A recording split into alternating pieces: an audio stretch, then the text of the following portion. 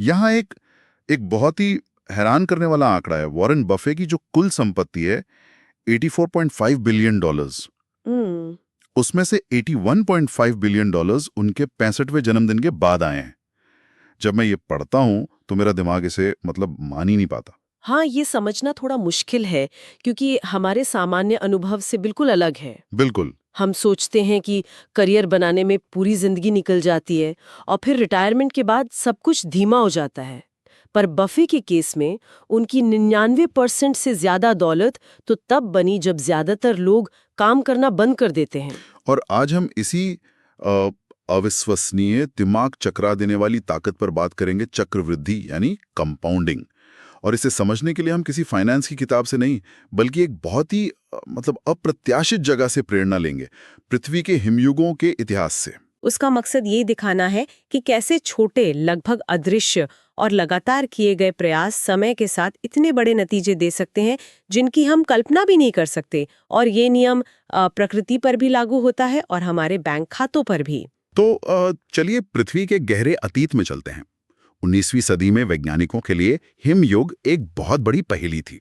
हाँ, उन्हें ये तो पता था कि पृथ्वी कई बार बर्फ की मोटी चादरों से ढकी थी, कम से कम 5 बार, लेकिन कोई ये नहीं समझ पा रहा था कि ऐसा क्यों हुआ।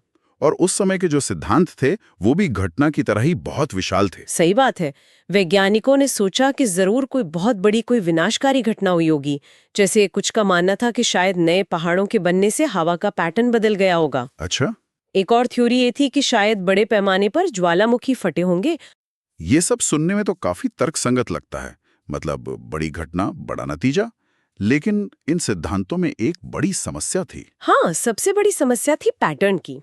ये सिद्धांत ये तो समझा सकते थे कि एक हिमयुग क्यों आया, लेकिन ये नहीं समझा पाए कि ये हिमयुग एक चक्र की तरह बार बार क्यों आते जाते रहे।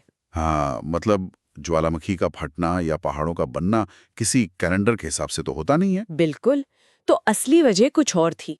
और जैसा अक्सर होता है, जवाब किसी बड़ी घटना में नहीं, बल्कि एक बहुत ही छोटी, लगभग अदृश्य प्रक्रिया में छिपा था। अच्छा। हाँ, 1900s की शुरुआत में एक सर्बियाई वैज्ञानिक थे, मिलूटन मिलानकोविच।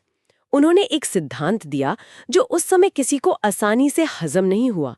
उन्होंने कहा कि इसका कारण है पृथ्वी के अपनी धुरी पर झुकाव में होने वाला बहुत मामूली सा बदलाव। एक मिनट, बस इतना ही?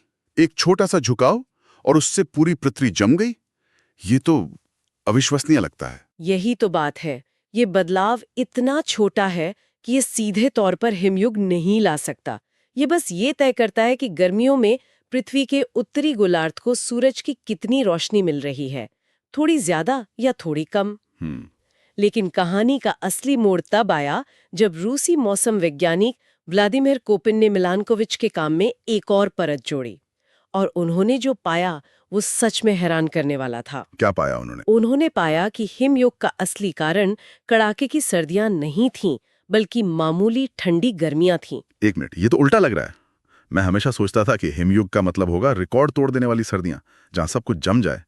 आप कह रही हैं कि ठंडी गर्मियां ज्यादा जरूरी थी? ये कैसे हो सकता है? आपका सोचना स्वाभाविक है, लेकिन यहीं पर कंपाउंडिंग का असली जादू छिपा है। सोचिए, एक कड़ाके की सर्दी आती है और बहुत सारी बर्फ गिरती है। ठीक है। लेकिन अगर उसके बाद एक सामान्य या गर्म गर्मी आती है, तो वो सारी बर्फ पिघल जाएगी। सब कुछ वापस पहले जैसा, कुछ भी जमा नहीं हुआ। अच्छा, समझ गया। लेकिन कोपेन ने पाया कि असली खेल तब शुरू होता है जब सर्दियां तो सामान्य हों, लेकिन उसके बाद आने वाली गर्मियां बस थोड़ी सी ठंडी हों। इतनी ठंडी कि वे पिछली सर्दियों की सारी बर्फ को पिघला ना पाएं। बस एक पतली सी परत बच जाती है। एक पतली सी परत जो शायद किसी को नजर भी ना आए। बिल्कुल। लेकिन अब चक्रवृद्धि अपना काम शुरू करती है। वो बची हुई बर्फ की पतली परत अगली सर्दियों में गिरने वाली बर्फ के लिए एक एक आधार बन जाती है। अच्छा। तो अगली सर्दियों के अंत में बर्फ की परत थोड़ी और मोटी होती है। अब क्योंकि ये परत मोटी है, तो अगली ठंडी गर्मी में इसके पूरी तरह पिघलने की संभावना और भी कम हो जाती है। और यहाँ एक और दिलचस्प बात होती है। बर्फ जमीन या पानी की तुलना में सूरज की ज्यादा रोशनी को वापस अंतरिक्ष में परावर्तित करती है। हाँ, उसे एल्बेडो इफेक्ट कहते हैं। तो जैसे जैसे बर्फ की परत बढ़ती है, वो उतनी ही ज्यादा सौर ऊर्जा को वापस भेजती है। जिससे उस इलाके का तापमान और गिरता है। बिल्कुल, आपने एकदम सही पकड़ा। ठंडी जमीन का मतलब है और ठंडी हवा, जिससे और ज्यादा बर्फबारी होती है। अब ये एक चक्र बन गया है। बची हुई बर्फ, उससे ज्यादा परावर्तन, उससे और ठंडक, फिर और बर्फबारी, फिर और मोटी बर्फ की परत। और ये प्रक्रिया सैकड़ों फिर हजारों सालों तक चलती रहती है। हाँ, और वो छोटी सी न पिघलने वाली बर्फ की परत धीरे धीरे एक विशाल ग्लेशियर में और फिर एक ऐसी बर्फ की चादर में बदल जाती है जो पूरे के पूरे महाद्वीपों को मीलों मोटी बर्फ के नीचे दबा देती है। बिल्कुल। ग्लेशियोलॉजिस्ट ग्वेन शुल्ज ने इसे बहुत खूबसूरती से कहा है, ये जरूरी नहीं है कि बर्फ की मात्रा कितनी है जो हिम चादरों का कारण बनती है, बल्कि ये तथ्य है कि बर्फ चाहे कितनी भी कम हो, टिकी रहती है। वाह, मतलब असाधारण परिणाम के लिए हमेशा असाधारण बल की जरूरत नहीं होती। बिल्कुल नहीं, आपको बस एक ठीक-ठाक शुरुआत और उसे बनाए रखने के लिए बहुत लंबा समय चाहिए। और यही वो धागा है जो प्रकृति के इस रहस्य को वॉरेन बफे की सफलता से जोड़ता है। हाँ, वॉरेन बफे, उन पर 2000 से ज्यादा किताबें लिखी जा चुकी हैं। लोग उनके निवेश के तरीके, उनकी सोच, उनके फैसलों का विश्लेषण करते हैं, पर शायद सबसे जरूरी चीज पर ध्यान ही नहीं देते। जो हिमयुग की कहानी की तरह ही हमारी आंखों के सामने छिपी हुई है। हाँ, अगर हम बफे की संपत्ति के बनने की टाइमलाइन देखें तो, जैसा आपने कहा, उनकी कुल संपत्ति है $84.5 बिलियन। इसमें से $84.2 बिलियन उनके 50वें जन्मदिन के बाद आए और $81.5 बिलियन तो तब आए जब वे 60 के दशक के मध्य में थे। ये हर बार सुनने पर मुझे चौंका देता है। इसका मतलब तो ये हुआ कि उनकी सफलता का असली रहस्य सिर्फ ये नहीं है कि वे एक महान निवेशक हैं। असली रहस्य ये है कि वो बहुत लंबे समय से एक अच्छे निवेशक रहे हैं। बिल्कुल, उन्होंने निवेश तब शुरू किया जब वो सिर्फ 10 साल के थे। उनका असली हथियार है समय। तो इसे और साफ समझने के लिए स्रोतों में एक बेहतरीन विचार प्रयोग दिया गया है। हाँ, ये बहुत दिलचस्प है। कल्पना कीजिए कि बफे ने एक सामान्य इंसान की तरह जीवन जिया होता। उन्होंने 10 साल की उम्र में नहीं, बल्कि 30 की उम्र में, जब उनके पास लगभग $25,000 जमा हो गए थे, तब निवेश शुरू किया होता। ठीक है, ये ज्यादातर लोगों की कहानी लगती है। और मान लीजिए कि उनका निवेश कौशल उतना ही शानदार रहता, उन्हें वही 22% का औसत वार्षिक रिटर्न मिलता, लेकिन वे भी 60 की उम्र में रिटायर हो जाते। ताकि वो गोल्फ खेल सकें और अपने पोते पोतियों के साथ समय बिता सकें। बिल्कुल, तो अब अंदाजा लगाइए, इस स्थिति में उनकी कुल संपत्ति कितनी होती? 30 साल तक 22% का रिटर्न, ये बहुत अच्छा है। तो शायद कुछ $100 मिलियन या शायद $1 बिलियन। उनकी कुल संपत्ति होती सिर्फ $11.9 मिलियन। क्या? 11.9 मिलियन? 84.5 बिलियन के मुकाबले ये तो मतलब 99.9% दौलत सिर्फ उन अतिरिक्त सालों की वजह से है। यही चक्रवृद्धि की ताकत है, ये अविश्वसनीय है। बफे का वित्तीय जीवन हिमयुग जैसा ही है। उनकी सफलता कड़ाके की सर्दियों, मतलब कुछ सालों में 50% या 60% के भारी रिटर्न से नहीं आई। ये मामूली ठंडी गर्मियों से आई। बिल्कुल, यानी दशकों तक लगातार मिलने वाले अच्छे, न कि असाधारण रिटर्न से, जो समय के साथ जमा होते गए और एक विशाल वित्तीय ग्लेशियर में बदल गए। तो ये एक बहुत ही दिलचस्प सवाल खड़ा करता है। हम सब जानते हैं कि बफे सबसे अमीर निवेशक हैं, लेकिन क्या वे औसत वार्षिक रिटर्न के हिसाब से सबसे महान निवेशक हैं? ये एक बेहतरीन सवाल है और इसका जवाब शायद नहीं है। स्रोतों में जिम साइमंस का जिक्र है, जो हेज फंड रेनेसा टेक्नोलॉजीज के प्रमुख हैं। साइमंस एक गणितज्ञ हैं और 1988 से उन्होंने सालाना औसतन 66% का रिटर्न कमाया है। 66%? ये तो बफे के 22% से 3 गुना ज्यादा है। ये तो मतलब जादू जैसा लगता है। हाँ, ये निवेश की दुनिया में लगभग असंभव माना जाता है। तो यहाँ एक विरोधाभास है। अगर साइमंस इतने बेहतर निवेशक हैं, तो उनकी कुल संपत्ति जो लगभग $21 बिलियन है, बफे से 75% कम क्यों है? मुझे लगता है अब मैं इसका जवाब जानता हूँ। ये समय का खेल है। बिल्कुल। जिम साइमंस को अपनी जटिल गणितीय निवेश रणनीति बनाने और उसमें महारत हासिल करने में बहुत समय लगा। उन्होंने 50 साल की उम्र तक इसे पूरी तरह से लागू नहीं किया था।